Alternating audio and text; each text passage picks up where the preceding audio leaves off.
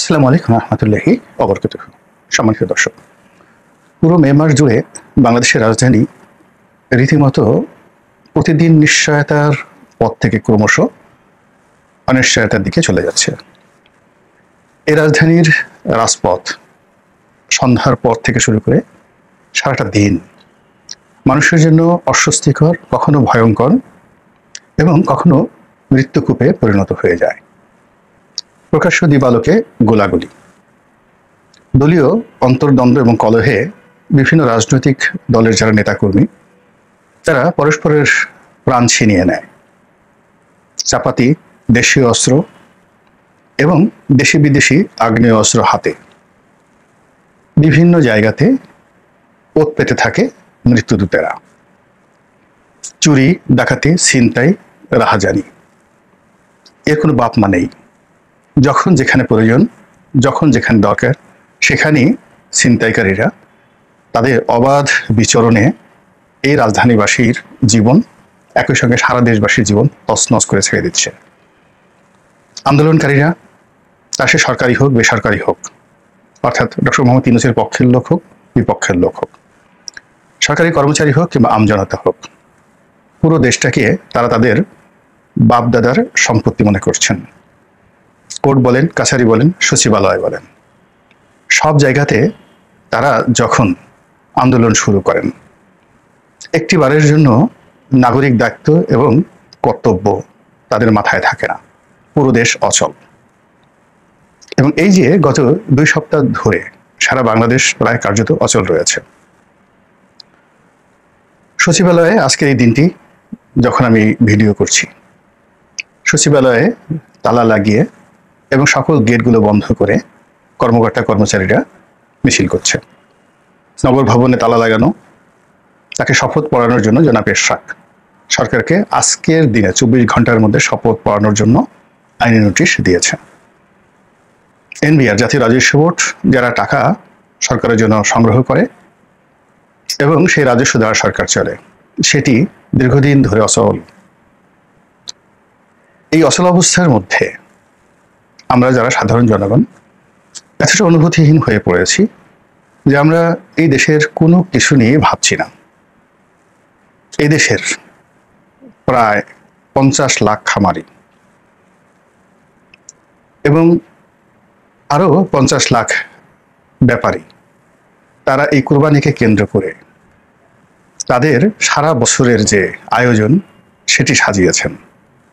কোথাও ভালো সুসংবাদ নেই, বেচা কেনা নেই। 550 টাকা করে লাইভ ওজন দিয়ে গরু বিক্রির বিজ্ঞাপন দেওয়া হতো 7 দিন আগে, এখন সেটি 400 টাকায় নেমে এসেছে, বিক্রি নেই। যে সকল গরু বিক্রি হচ্ছে 1 লাখ টাকায়, গত বছর এই সকল গরুর দাম ছিল কম করে হলো 1.5 লাখ টাকা, তারপরেও বিক্রি নেই, বাট্টা নেই। সামনে যে কয়দিন সময় আছে, কতগুলো গরু অবিক্রিত থাকবে আমরা বলতে পারবো না। দেশীয় গরুর অর্ধেকও বিক্রি হবে না। এর বাইরে ভারত থেকে এত কিছুর পরেও সীমান্ত অঞ্চলে যে গরু এসেছে, একটি গরুও কেউ কিনছে না। মায়ানমার থেকে যে গরু এসেছে সেগুলো সীমান্তে পড়ে আছে। গৃহস্থের বাড়িতে কোনো বেচা বিক্রি নেই, মানুষের হাতে টাকা নেই। যখন দেশের এরকম ত্রাহি অবস্থা, তখন আমরা কবে নির্বাচন হবে, কবে হবে না, কে কেমন খেলোয়াড়, কে কাকে কতটা যাকে বলা হয় অপদস্থ করতে পারে, এ সকল বিষয় নিয়ে আলোচনা করছি। আজকে বিএনপির পল্টন অফিসের সামনে তারুণ্যের সমাবেশ ডাকা হয়েছে। আর আগেই বললাম সচিবালয় বন্ধ, নগর ভবন বন্ধ এবং জাতীয় রাজস্ব বোর্ড বন্ধ। এর বাইরে আরো কোথায় কি হচ্ছে সারা দেশে একমাত্র আল্লাহই জানেন।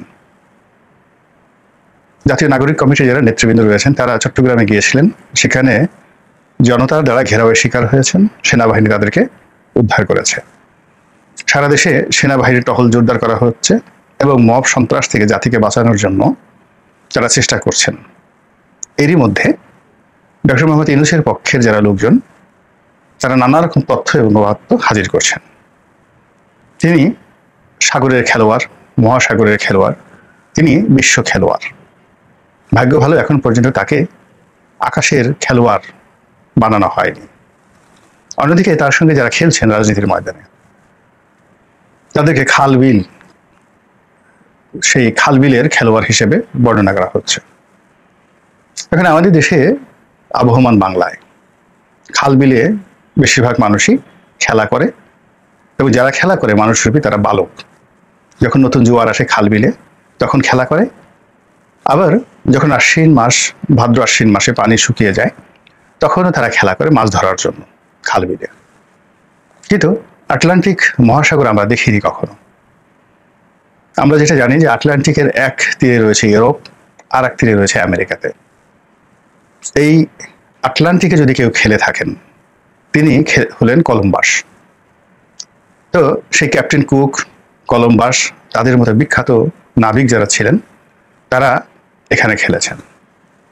সাগরে যদি কেউ খেলে থাকেন এই পৃথিবীতে, সেই বিখ্যাত ডাকাত যাকে pirates of the Caribbean, emperor of the Caribbean and king of the pirates, সেই পাইরেটসদের সেই যে নায়ক, মহানায়ক বলা হয়, খিজির, যেটা অটোমান সাম্রাজ্যের নৌবাহিনীর নেভাল চিফ ছিলেন সুলতান সুলেমানের জমানাতে। তো তারা সমুদ্র নিয়ে খেলেছেন। আর সমুদ্রের এপারের মানুষ, ইউরোপ এবং আমেরিকা, এই দুই পারের মানুষ নিয়ে যারা খেলেছেন তাদেরকে সাধারণত আটলান্টিকের খেলোয়াড় বলা হয়। আটলান্টিকের উপরে একছত্র আধিপত্য আমেরিকার। আমেরিকার যে ফ্লিটগুলো রয়েছে, সপ্তম নৌবহর থেকে শুরু করে অসংখ্য পরমাণু চালিত জাহাজ, এক একটি জাহাজে এক ডিভিশন সৈন্য থাকে, প্রায় 8 থেকে 10,000 সৈন্য থাকে।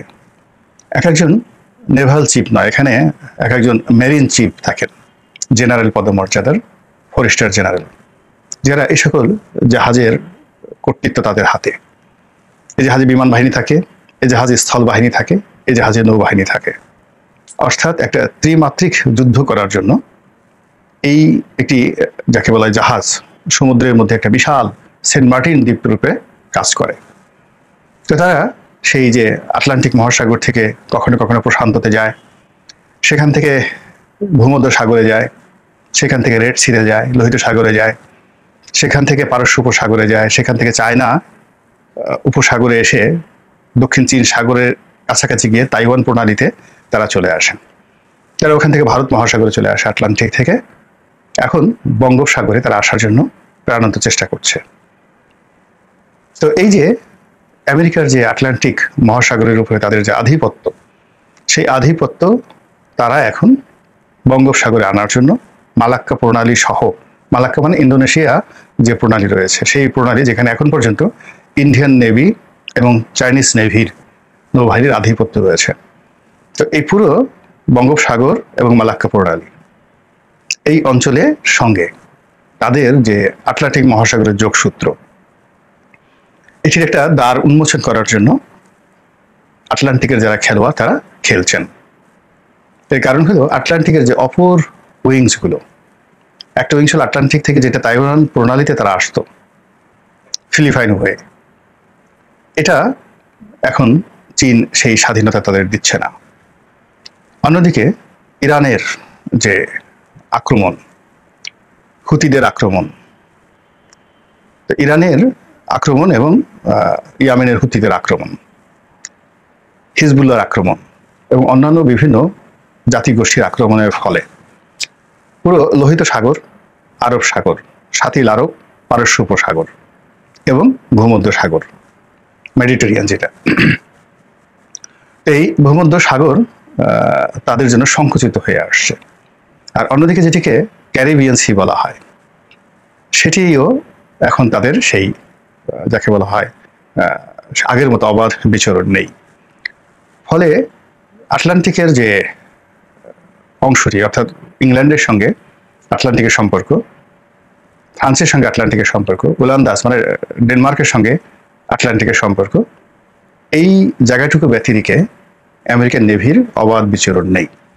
এই জন্য তারা যে কোনো মূল্যে ভারত সাগরের দিকে অগ্রসর হচ্ছে এবং ভারত সাগর হয়ে বঙ্গোপসাগরের ঘাঁটি গাড়ার জন্য তারা প্রাণান্ত চেষ্টা চালিয়ে যাচ্ছে। এবং এজন্য আটলান্টিকের খেলোয়াড় নিয়ে কিন্তু আন্তর্জাতিক অঙ্গনে, বিশেষ করে নেভাল দুনিয়াতে ভীষণ রকম নানা রকম ছক আঁকা হচ্ছে, নানা রকম কথা হচ্ছে, নানা রকম প্রতিযোগিতা হচ্ছে। এবং তারই ধারাবাহিকতা আমাদের ডক্টর মোহাম্মদ ইউনূস বাংলাদেশে তিনি অভিষিক্ত হয়েছেন এবং অনেকে তাকে আটলান্টিকের খেলোয়াড় হিসেবে অভিহিত করেছেন। তিনি আটলান্টিকের কোথায় খেলেছেন, কিভাবে খেলেছেন এবং কতটুকু তার দক্ষতা রয়েছে, পারঙ্গমতা রয়েছে, আটলান্টিকে উপরে যে ধরনের খেলা হয় সেই খেলা সম্পর্কে তিনি কতটুকু জানেন, আর আটলান্টিকের অতলান্তে গভীরে যে খেলা হয় সেই খেলা সম্পর্কে তিনি কতটা ওয়াকিবহাল, এবং আটলান্টিকের যে সমুদ্র স্রোত রয়েছে সেই স্রোতের মধ্যে আবার বারমুদা ট্রায়াঙ্গেল রয়েছে। আটলান্টিকের উপকূলে দুটো কোস্ট রয়েছে, ইস্ট কোস্ট, ওয়েস্ট কোস্ট আমেরিকার। সেই ইস্ট কোস্ট এবং ওয়েস্ট কোস্ট কেন্দ্রিক রাজনীতি, ব্যবসা বাণিজ্য, এই যে ব্যবসা বাণিজ্য নিয়ে তার চিন্তা এবং চেতনা কেমন আমরা কিছুই জানি না। এর বাইরে আটলান্টিকের যে পানি, জলজ প্রাণী, অর্থাৎ আটলান্টিকের পানিতে যে জলজ প্রাণী বসবাস করে, পৃথিবীর সবচেয়ে ভয়ঙ্কর তিমিরা সেখানে বসবাস করে। তো এই যে হোয়েল নামক যে ভয়ঙ্কর তিমিরা সেখানে বসবাস করে, এটাও আটলান্টিকের খেলোয়াড়দের মুখস্থ। এই তিমিকে নিয়ন্ত্রণ করা, এই তিমির কবল থেকে রক্ষা পাওয়া, এই তিমিকে বশ করা ইত্যাদিও যে আটলান্টিকের খেলোয়াড় তারা বেশ ভালোভাবে রপ্ত করেন। তো সেই দিক থেকে যারা ডক্টর মোহাম্মদ ইউনূসকে আটলান্টিকের খেলোয়াড়, সাগরের খেলোয়াড়, মহাসাগরের খেলোয়াড় বর্ণনা করেছেন, তারা অবশ্যই এই যে আমি যে বৈশিষ্ট্যগুলো বললাম আকার ইঙ্গিতে, এগুলো সম্পর্কে ওয়াকিফাল হয়েই তাকে সেই উপাধি দিয়েছেন। এবং সেই অর্থে তাকে যদি আপনি জন এফ কেনেডি, সেই রাজনীতির ক্ষেত্রে যিনি এই আটলান্টিক মহাসাগরের উপরে সবচেয়ে বেশি প্রভাব দেখাতে পেরেছিলেন, তারপর যারা যুদ্ধ করেছেন সেই ট্রুম্যান, জেনারেল আইসেনহাওয়ার, তারা একই সঙ্গে রাজনীতি এবং সমরনীতি আটলান্টিকের উপর তারা প্রয়োগ করেছিলেন। এবং সর্বশেষ 80-র দশকে রোনাল্ড রিগান এবং এই পাশে মার্গারেট থ্যাচার। রোনাল্ড রিগান এবং মার্গারেট থ্যাচার এই দুজনকে আটলান্টিকের সেই 80-র দশকের সবচেয়ে মহা বড় খেলোয়াড় হিসেবে গণ্য করা হয়। তো কাজে আমাদের বাংলার কোনো সুসন্তান, বাংলার কোনো গর্ব, তিনি যদি আটলান্টিকের খেলোয়াড় হিসেবে আমাদের জন্য আটলান্টিক, ভারত সাগর এবং বঙ্গোপসাগরের মধ্যে একটা চ্যানেল তৈরি করতে পারেন, অবশ্যই আপনি প্রশংসা না করে পারবেন বলেন? এটা বিরাট ব্যাপার না? এই গেল এক। অন্যদিকে তার প্রতিপক্ষ এই মুহূর্তে কারা? কেউ কেউ জেনারেল ওয়াকারুজ্জামানকে বলার চেষ্টা করছেন, কেউ কেউ বিএনপিকে বলার চেষ্টা করছেন, কেউ হয়তো আওয়ামী লীগকে বলার চেষ্টা করছেন। আওয়ামী লীগ যেহেতু এখন নেই, তখন আমাদের দেশের খালে বিলে সাধারণত শিশুরা খেলে, বালকেরা খেলে, বালিকারা খেলে, এবং 6-7 বছরের গ্রামের যারা দরিদ্র বালক এবং বালিকা, এরা প্রায়ই কাপড় চোপড় খুলে ন্যাংটা হয়ে খেলে, একটা গাছের উপর থেকে লাফ দেয়, অপূর্ব দৃশ্য, বৃদ্ধরা দেখে বাচ্চাদের সেই খেলাধুলা, গাছ থেকে লাফিয়ে সে খালে পড়ছে, বিলে পড়ছে, পুকুরে পড়ছে, জিলে পড়ছে। এক। 2 নম্বর হলো যে আমাদের খাল বিলের আরো কতগুলো প্রাকৃতিক বৈশিষ্ট্য রয়েছে।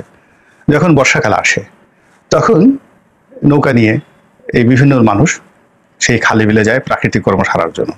বাচ্চারা গাছের ডালে বসে এই কাজটা সেরে ফেলে, আর নিচে টাকি মাছ, শিং মাছ, কই মাছ হা করে থাকে যে মানুষ্য বর্জ্য কখন গাছ থেকে পড়বে, নৌকা থেকে পড়বে, আর তারা গুটু গুটু করে সেইগুলো খাবে। আবার মানুষকে দেখি যারা, তারা আবার বড়শি দিয়ে, নৌকা দিয়ে এই ধরনের মাছকে শিকার করে। ফলে আমাদের দেশের খাল বিল পুকুরকে কেন্দ্র করে, বর্ষাকালকে কেন্দ্র করে খেলোয়াড় এবং এখানে বসবাসকারী যারা প্রাণী, তাদের মধ্যে একটা নিদারুণ প্রাকৃতিক জীবনচক্র গড়ে ওঠে। এবং সেই জীবনচক্রের সঙ্গে আবহমান বাঙালির চেহারা, চরিত্র, আচরণ, জ্ঞান, বুদ্ধি, প্রজ্ঞা সব কিছু নির্ভর করে। এবং এদের এই চরিত্র নিয়ে তারা আমেরিকাতেও যদি যায়, তারা সেই খাল বিলের টাকি মাছের, কই মাছের কিংবা অন্য যে মাছের যে বৈশিষ্ট্য সেইগুলো তাদের মধ্যে থাকে। সেই মাছ হোক বা সেই মাছ ভক্ষণকারী হোক, সেই মাছ শিকারকারী হোক কিংবা সেই মাছকে খাদ্য দানকারী হোক না কেন, সেটা ইউরোপ আমেরিকার যেখানেই থাকেন, যে সমস্ত বাঙালিরা খুব লম্ফজম্ব করেন চ্যাংটাকির মতো, তাদের বৈশিষ্ট্য, সেই বৈশিষ্ট্য হয় খাদ্য প্রদানকারী রূপে ওই শৈশবের, অথবা খাদ্য গ্রহণকারী রূপে, অথবা সেখানে ক্রিয়া এবং কৌতুককারী বালক বালিকা রূপে, উলঙ্গ বালক বালিকা রূপে, অথবা বিভিন্ন শ্রেণীর মৎস্য। নিশ্চয়ই সেই মৎস্য আটলান্টিকের সেই যাকে বলা হয় নীল তিমির মতো নয়, বা ব্ল্যাক তিমির মতো নয়, ভয়ঙ্কর তিমির মতো নয়। তো এখন সত্যি এখানে যদি খেলাধুলা হয়, আসলে বাঙালির খাল বিলের এই ধরনের প্রাণীর সঙ্গে মানে আমেরিকার ইউরোপের যে সংযোগ মহাসাগর আটলান্টিকের নীল তিমির, তার কি অবস্থা হতে পারে, জাস্ট একটা উদাহরণ দিয়ে আজকের এই ভিডিওটা শেষ করব। আমরা বাংলাদেশের যারা এরকম যাকে বলা হয় একেবারে অনুল্লেখ্য প্রাণী, নিজেরাই নিজেদেরকে বলছি যে আমরা খালবিলের খেলোয়াড়, আর আমরা যাদের সঙ্গে খেলছি তারা হলেন সেই আটলান্টিকের খেলোয়াড়। তো আটলান্টিকের খেলোয়াড়ের জাহাজের কথা বললাম, তারপরে মানুষের কথা বললাম, এখন নীলতিমির কথা বলে বক্তব্য শেষ করবো। নীলতিমি সাধারণত বড় বড় খাবার খায়, কিন্তু কখনো কখনো তারা আসলে খাবার পায় না। এর কারণ হলো তাদের যে প্রিয় যে খাবারগুলো সেগুলো তাদের চাইতে অনেক গতিসম্পন্ন, ভীষণ রকম গতিসম্পন্ন। তাদের শরীরে ম্যাগনেটিক পাওয়ার থাকে, সেই ম্যাগনেটিক পাওয়ার দিয়ে তারা তাদেরকে ডাকে, আকর্ষণ করে। ওর বিপরীতে ছোটার মতো ক্ষমতা সেই প্রাণীগুলো রয়েছে, ফলে তারা অনেক সময় টার্গেটেড শিকার তারা পায় না। তো এই অবস্থায় তারা করে কি, মাঝে মধ্যে ক্ষুধার যন্ত্রণায় হা করে, ভীষণ রকম হা করে। হা করার পরে আপনি একটা নীলতিমি যখন হা করে সেখানে প্রচন্ড স্রোত তৈরি হয়ে যায়, এবং শত শত টন পানি সেখানে ঢুকে, এবং সেই স্রোতে এরকম কোটি কোটি ক্ষুদ্র টাকি মাছ, শৈল মাছ, কই মাছ, বোয়াল মাছ, মাগুর মাছ আমাদের বাংলাদেশে যেগুলো আছে, এইগুলো সব এই স্রোতের মধ্যে নীলতিমির পেটের মধ্যে ঢুকে যায়। তো ঢুকে যাওয়ার পরে হয়তো দেখা গেল যে 2 মণ মাছ ঢুকে গেছে বা 5 মণ মাছ ঢুকে গেছে, কিন্তু তার আসলে দরকার একটা এই অন্ততপক্ষে 20 মণ মাছ দরকার তার একটা ওকে, কারণ 5 মণ ঢুকে গেল। বেচারা করবে কি, যেহেতু এই খাবারটার দরকার, আর এই সমস্ত চ্যাংটাকি ম্যাংটাকি এগুলো সব পেটের মধ্যে গিয়ে লাফাতে থাকে, গুট গুট গুট গুট করতে থাকে। এই জন্য সাধারণত নীলতিমি এগুলোকে খেতে চায় না, যন্ত্রণা, ভীষণ রকম যন্ত্রণা। বড় একটা খাবার খেলে ওটা মরে যায় পেটের মধ্যে ঢোকার সঙ্গে সঙ্গে, কিন্তু টাকি মাকি ছোট ছোট মাছগুলো 3-4 ঘন্টা পর্যন্ত পেটের মধ্যে যন্ত্রণা দিতে থাকে। এই জন্য সাধারণত সে হা করে না, কিন্তু যখন একেবারে প্রাণ বাঁচে না তখন সে হা করে। হা করার পর এরকম একেবারে 2-3 টন, মানে 1 টনে 40 মণ এরকম মাছ যদি ঢুকে যায়, তখন সেইগুলোকে আবার পানিগুলো কয়েকশো টন পানি সে বের করে দেয়। বের করার জন্য সে দাঁত করে কি, হা করা থাকে, দাঁতগুলো সে বন্ধ করে, তো দাঁতের ফাঁক দিয়ে পানি বের হয়ে যায়, আর ছাকনা হিসেবে মাছগুলো তার মুখের মধ্যে পেটের মধ্যে থেকে যায়, এবং সেখানে নীলতিমি তার কর্মকাণ্ড, যে প্রাকৃতিক কর্মকাণ্ড ভোজনতন্ত্র, এটি তারা চালাতে থাকে। এখন সেই আটলান্টিকের খেলোয়াড় যদি বাংলাদেশে এসে থাকে, বুঝতেই পারেন আমাদের মতো যারা চ্যাংটাকি আছে আমাদের অবস্থা কি হতে পারে। আল্লাহ আমাদের সবাইকে হেদায়েত দান করুন এবং হেফাজত করুন। আসসালামু আলাইকুম ওয়া রাহমাতুল্লাহি ওয়া বারাকাতুহু।